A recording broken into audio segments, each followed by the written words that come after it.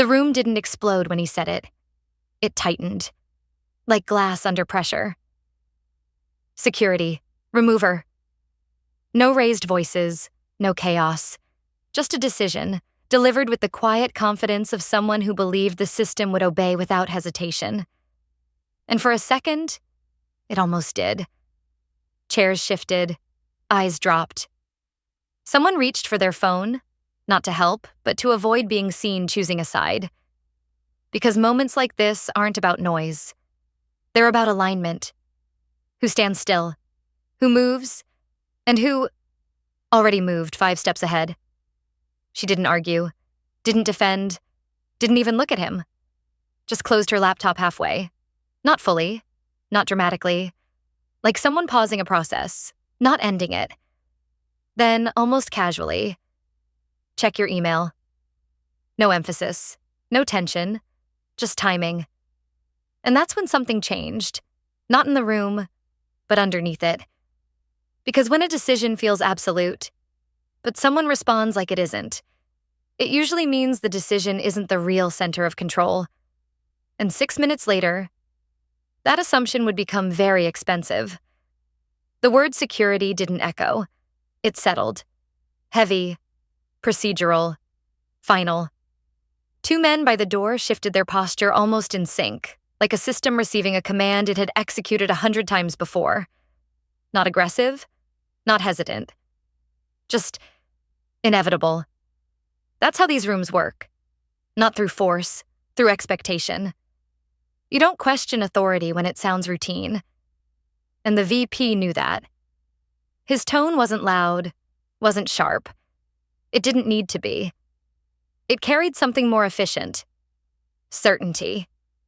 Across the table, someone exhaled quietly. Another adjusted their tie. A laptop screen dimmed as if even the device understood this wasn't a moment to stay visible. Because no one wanted to be the one still looking when it happened. But she didn't move. Not immediately. There's a specific kind of stillness that appears in moments like this. Not frozen, not shocked. Calibrated. Measured against something no one else in the room can see yet. Her fingers rested lightly on the edge of the laptop. Not gripping, not defensive. Just placed there, like an anchor to a timeline that had already started running. The first guard took a step forward. And that's when she lifted her gaze. Not toward the VP, toward the screen at the far end of the table, the one connected to the shared system dashboard. Numbers still flickered there, indifferent, precise. Revenue streams, exposure models, active contracts ticking like quiet machinery beneath polished surfaces. Everything looked stable, which in environments like this usually means something critical is about to shift. "You're making a procedural error," she said. No accusation, just a statement. Clean, almost administrative. The VP didn't even blink. "I'm making a decision." A slight smile, thin and controlled, the kind that signals closure, not discussion. Because in his version of the moment, this was already done. He didn't see risk. He saw resolution. And that distinction was about to cost him. The guard was closer now. Close enough for the movement to feel real, not theoretical. Close enough that the room collectively leaned away. Not physically, but perceptually. Distance in these situations is psychological. No one intervenes. No one interrupts. Because intervention implies responsibility, and responsibility is expensive. She turned her screen slightly, not to show anyone. Just enough that the angle shifted, a small, almost invisible adjustment. Then she pressed a key. Not dramatically, not even noticeably, but the system responded. Somewhere, not in the room, not on that visible dashboard. A process completed, a message delivered, a file unlocked, a sequence activated. The VP exhaled as if concluding something administrative. "Escort her out." Final tone, no friction, no doubt. And for a fraction of a second, it worked. The room accepted it. Because authority, when unchallenged, becomes architecture. It defines the boundaries of what's possible, what's allowed, what's already decided. But architecture has one weakness. It assumes the foundation is intact. Across the table, the CFO hadn't moved much during the exchange. That, in itself, wasn't unusual. CFOs don't react quickly. They validate.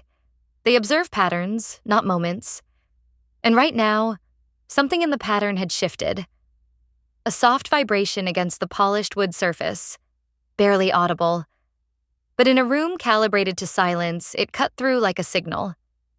The CFO glanced down. One notification. No urgency in the motion, just habit. But habits, in the wrong moment, open doors. He tapped the screen, paused, and then something subtle changed in his posture. Not dramatic, not visible to most, but precise. Like someone adjusting their weight after realizing the ground isn't where they thought it was. The guards were still moving. The VP was already looking past her. And the room was still operating on a version of reality that was 6 minutes behind. Because the message she sent wasn't for him. It wasn't for the room. It was for the only person there who understood that decisions don't carry weight, unless the numbers agree. And right now, the numbers had just started speaking. And when they do, they don't ask for permission. They redefine it. And the moment the CFO looked up again, the room was no longer aligned the way it had been seconds before. Not visibly. Not yet. But structurally. And that kind of shift? It doesn't announce itself. It waits. Right until the exact second it becomes impossible to ignore. Stay close. The next move isn't louder. It's sharper. The CFO didn't speak immediately. That alone was enough to fracture the rhythm of the room. Because silence in this context wasn't absence. It was processing. His eyes didn't move quickly across the screen. They slowed down. Line by line, section by section, not searching, verifying. And that distinction is where control begins to shift. The guards were now within arm's reach, close enough that the next second would no longer be reversible. The VP didn't look at them, didn't need to. Execution was already in motion, and in his mind, nothing in that room held the authority to interrupt it. Except something just had. A subtle shift in breathing from the far end of the table. Someone noticed. Then someone else. It spreads like that. Not as a reaction, but as a recalibration. People don't know what changed yet, but they feel that something did. The CFO leaned back slightly, not away from the table, away from assumption. His thumb hovered over the screen for half a second longer than necessary. Then he looked up. Not at her. At the VP. Where did this come from? Neutral tone. No accusation, no volume. But the question wasn't about origin. It was about legitimacy. The VP frowned, just slightly. Annoyance, not concern. At this point, that's not relevant. A mistake? Small. Almost invisible. But critical. Because in rooms like this, the moment someone declares something not relevant, they've already lost control of it. The CFO didn't respond immediately. He turned the screen slightly, just enough that the angle caught the overhead light. A reflex, a habit, but also a signal. I disagree. Still calm, still measured, but now anchored. The guards slowed, not because anyone told them to, because uncertainty entered the system, and uncertainty interrupts execution faster than any command. What exactly are you disagreeing with? The VP asked, sharper now, not louder, tighter, compressed. Because something he couldn't see yet had already begun to define the room. The CFO's gaze didn't shift. Risk exposure. 2 words. That's all it took.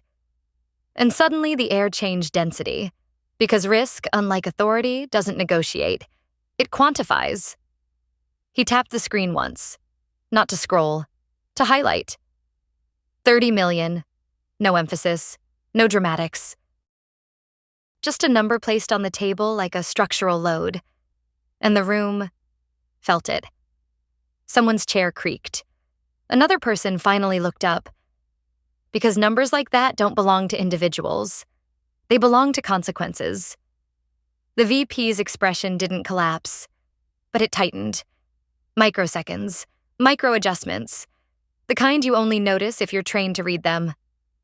That's a projection, he said, controlled, dismissive, attempting to reframe. Another mistake. Because the CFO didn't argue. He clarified. It's a validated exposure. And then a pause. Just long enough to let the difference settle. Projection can be ignored. Validated exposure cannot. The guard stopped completely. No command, no signal. Just stopped. Because at some level, even they understood. This was no longer a personnel issue. This was financial gravity. And gravity overrides instruction. The CFO placed the phone flat on the table. Not hidden, not protected, visible, transparent. Because once data enters the room like this, it doesn't belong to one person anymore. It belongs to the outcome. Your decision, he continued, eyes still on the VP, invalidates 3 active protections tied to her access. No aggression, no escalation, just structure, laid out piece by piece. And if those protections collapse, he didn't finish the sentence. Didn't need to. Because now everyone in the room was finishing it themselves. And what they were imagining was expensive. Very expensive. The VP opened his mouth, closed it, recalculated, because authority works best when it's uninterrupted. But now it was intersecting with something more rigid, more precise, more dangerous. Logic. And logic doesn't raise its voice. It removes options. Across the table, someone slowly closed their laptop. Another leaned forward, elbows touching the surface for the first time. Engagement had returned, but not to him, to the data. And that's when the real shift became visible. Not loud, not dramatic, but undeniable. The VP was no longer leading the room. He was catching up to it. She hadn't moved this entire time, still standing where she was, still calm, still outside the urgency, because she wasn't reacting to the moment. She had already defined it. And now the room was arriving there, piece by piece. 6 minutes. That's all it took. Not to stop a decision, but to expose what that decision actually meant. And once meaning enters the room, authority has to renegotiate itself. Or break. Stay with this. Because what happens next isn't a reversal. It's a correction. If you've ever watched a decision feel final, only to realize it wasn't built on the full picture, pause for a second. In your environment, what looks like authority, but actually depends on something deeper?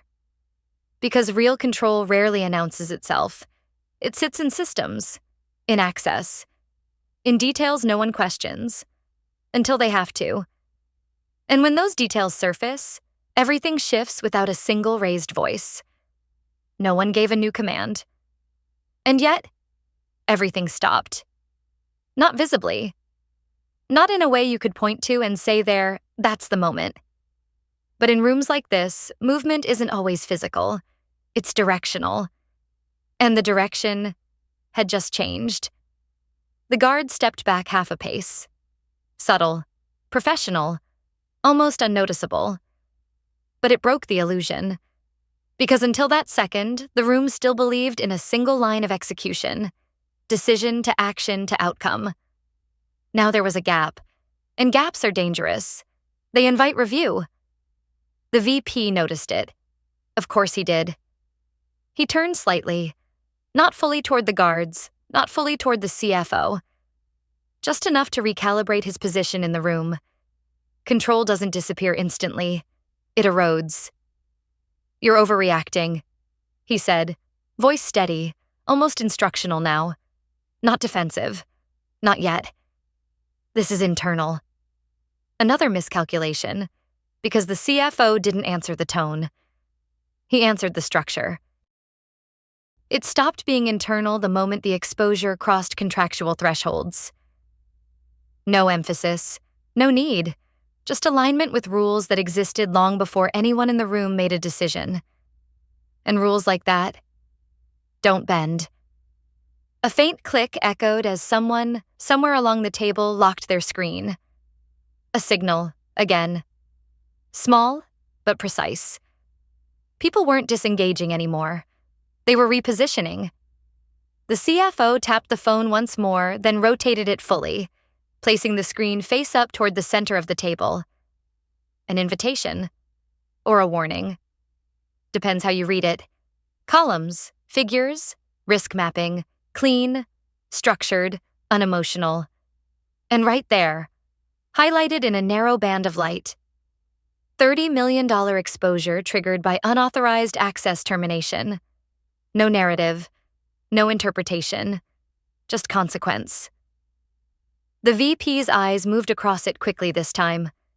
Too quickly. Because speed in moments like this isn't efficiency, it's resistance. That assumes the dependency is active, he replied. A pivot, attempting to reframe the variable. But the CFO was already ahead of that line. It is. A pause. Then, almost as an afterthought, because she never decommissioned it. And suddenly, every glance in the room shifted, not toward the VP, toward her. For the first time since the moment began. She didn't react to it, didn't step forward, didn't explain. She simply stood there, hands relaxed at her sides, as if the weight of the room had nothing to do with her. Which, in a way, it didn't. Because she wasn't holding the control. She had already placed it somewhere no one else thought to look. The VP leaned forward now, both hands on the table. A physical move, grounding, reasserting presence. Then we disable it, he said. Direct, simple, actionable. Finally, something that sounded like control again. But the CFO didn't move, didn't even blink. You can't. 2 words, clean, absolute. And this time, they didn't just land, they settled. Why not? The VP asked. Short, compressed. Because the room was no longer giving him time to expand. The CFO's gaze shifted briefly to the screen, then back. Because it's not tied to her access anymore. Silence. Not the earlier kind. This one had structure, weight, edges. The kind of silence that doesn't wait for sound to fill it. It waits for understanding. And understanding in this case came fast. Too fast. Someone inhaled sharply. Another leaned back as if distance could soften what they were starting to calculate. Because if the system wasn't tied to her, then removing her didn't solve anything. It exposed something. And exposure at this scale is never contained. The VP straightened slowly, not defeated, not yet, but recalibrating at a level deeper than posture. Then what exactly are we looking at? He asked. And for the first time, it wasn't a statement. It was a request. The CFO didn't answer immediately. He let the question exist in the room for a second longer than comfortable, because timing here mattered more than content. Then, you're looking at a live dependency. A beat. One that continues, regardless of personnel. Another beat. And one that just flagged external review conditions. There it was, the line no one wanted to cross. External. Because internal issues can be managed, contained, reframed. But external conditions? They escalate. They formalize. They leave records. And records? Don't forget. The VP's jaw tightened almost imperceptibly. He wasn't looking at her anymore. He was looking at the system. Finally. And that's when it became clear. The decision he made 6 minutes ago was never the real event. This was. Because now, the room wasn't deciding what to do with her. It was deciding how to survive what had already been triggered. And that shift? It doesn't ask permission. It rewrites the agenda. Stay close. Because once a room starts asking the wrong question, the answer is already too expensive to avoid. The room didn't return to order. It redefined it. Not through instruction, not through hierarchy, through alignment with something far less negotiable. Consequence. The screen at the center of the table remained still. No flashing alerts, no dramatic escalation, just structured data, sitting there with quiet certainty. And that was the problem. Because nothing in it needed interpretation anymore. It had already been interpreted. External review conditions. Someone repeated under their breath. Not a question. A realization. The kind that arrives fully formed, like a conclusion your mind reaches before you're ready to accept it. The VP straightened, slow and deliberate.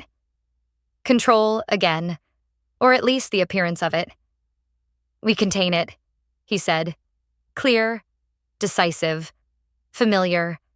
The kind of language that usually restores momentum, but not this time, because containment assumes boundaries, and what had just been exposed had none that the room could enforce. The CFO didn't interrupt, didn't challenge. He simply reached forward and scrolled.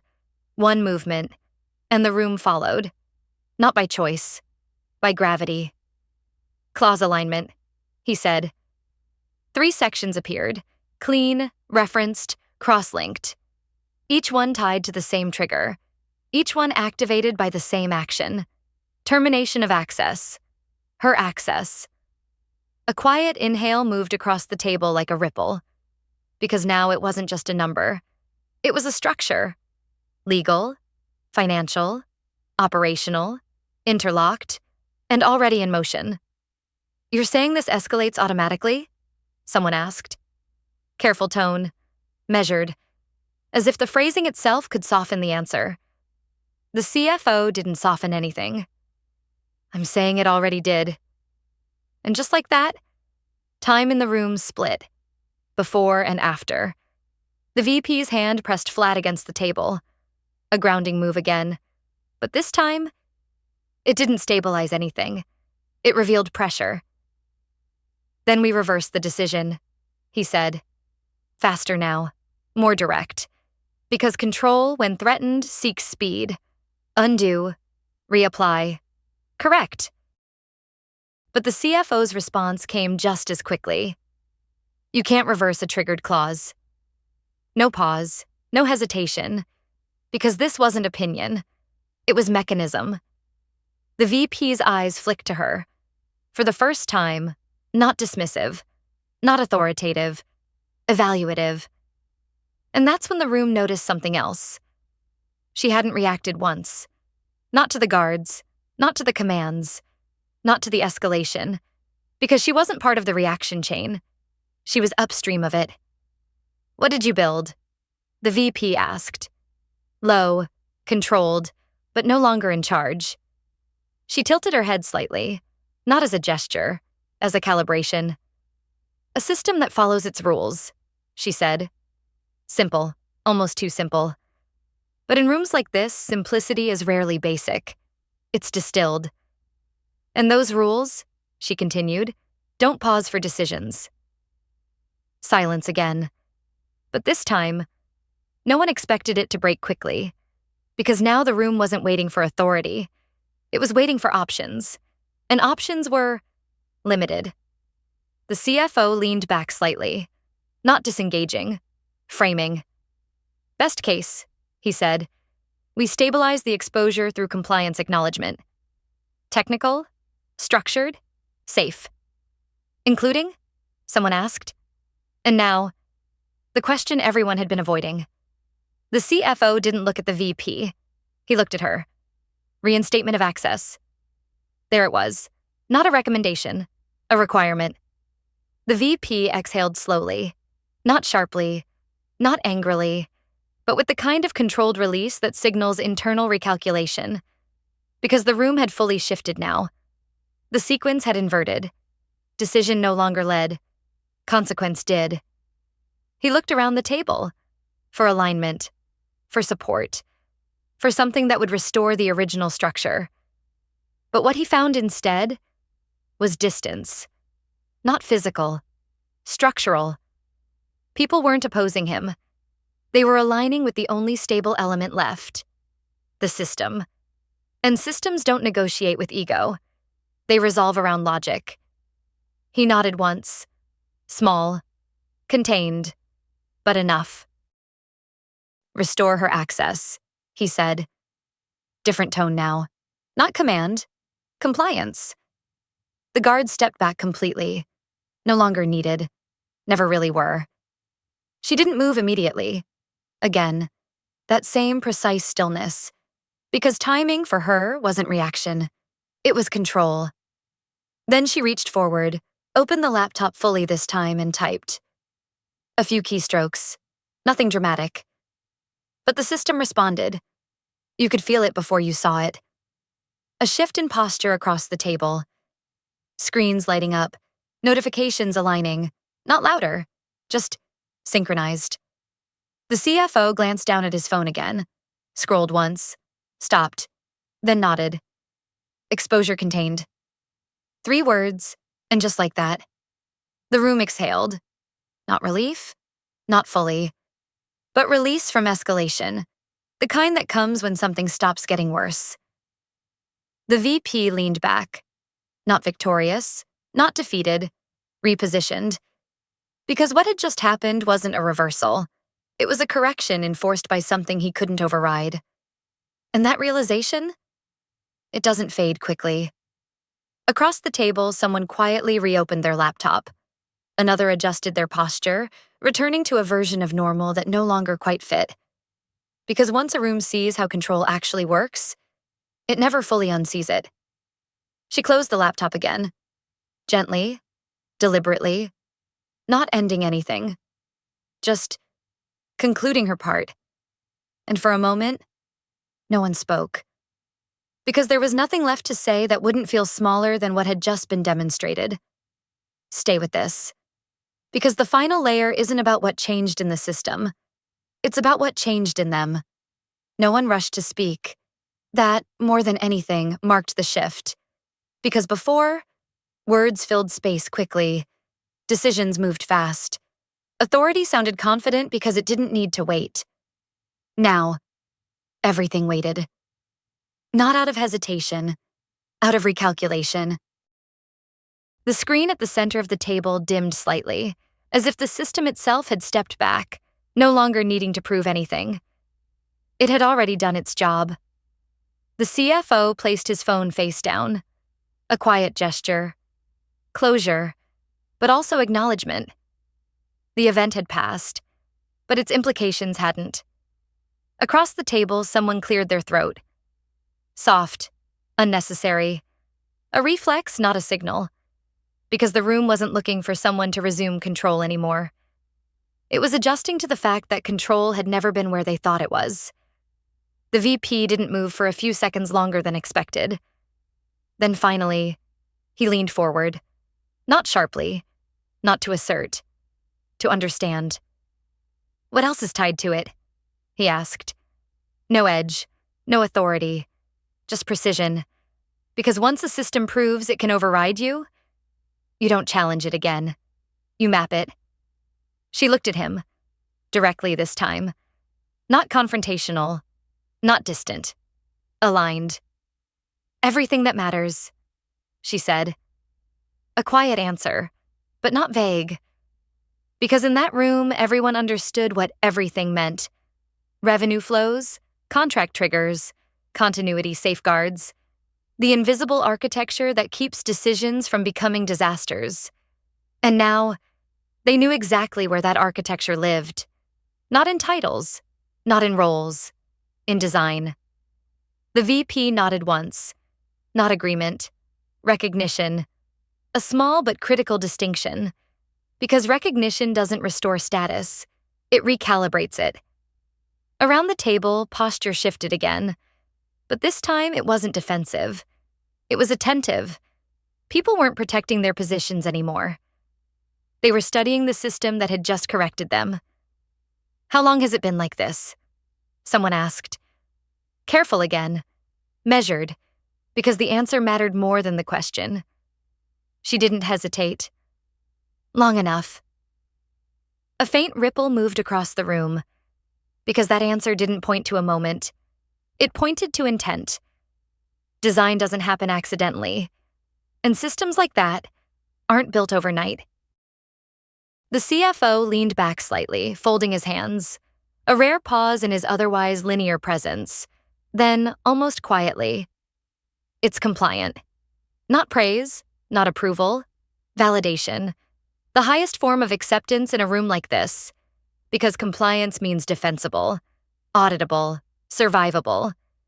And in this moment, that was the only metric that mattered. The VP exhaled again, but this time it wasn't tension leaving. It was resistance. And once resistance leaves, clarity enters. "We'll need full visibility," he said. Different language now. Not directive.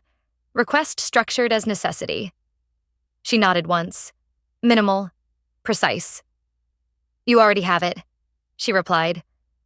And that was the final shift. Because visibility, in most systems, is something granted. Here, it had always been present. They just hadn't known where to look. Silence settled again, but softer now, less rigid, because the room had transitioned from control to understanding, from assumption to structure. And in that transition, something subtle but irreversible had happened. Authority didn't disappear. It relocated. Not to her. Not to the CFO. To the system itself. The VP looked around the table one last time. Not to lead. To confirm. And what he saw wasn't opposition. It was alignment. Not with him. With reality. He nodded. Once. Final. "We proceed within constraints," he said. And no one challenged it. Because constraints now weren't limitations. They were protection. She closed the laptop. For the last time. Not as a gesture. As a conclusion. The system would continue. It always would. Independent. Consistent. Unaffected by tone, position, or urgency. And as the room slowly returned to motion, papers adjusted, screens reopened, chairs shifted, something remained. Unspoken. But fully understood.